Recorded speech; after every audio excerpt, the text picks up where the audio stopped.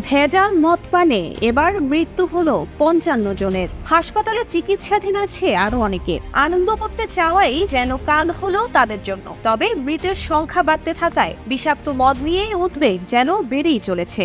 সম্প্রতি তামিলনাড়ুর রাজধানী চেন্নাই থেকে ২৫০ কিলোমিটার দূরে কাল্লাকুরিচি জেলায় বিষাক্ত মদ পান করে ৩৭ জনের মৃত্যুর খবর মেলে।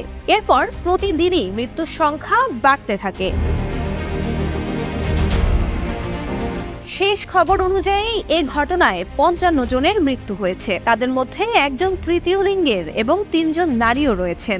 অসুস্থদের মধ্যে এ পর্যন্ত ৩ জন সুস্থ হলেও এখনো হাসপাতালে চিকিৎসাধীন ১১৭ জন। মৃত এবং অসুস্থদের বেশিরভাগই করুণাপুরম এলাকার বাসিন্দা।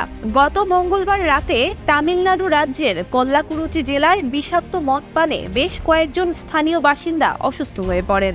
ডায়রিয়ায় আক্রান্ত হয়ে তারা হাসপাতালেও ভর্তি হন। বিষাক্ত মদ চোলাই বিক্রির অভিযোগে ৪ জন অবৈধ মদ বিক্রেতা এবং আরও ১০ জনকে গ্রেপ্তার করা হয়েছে।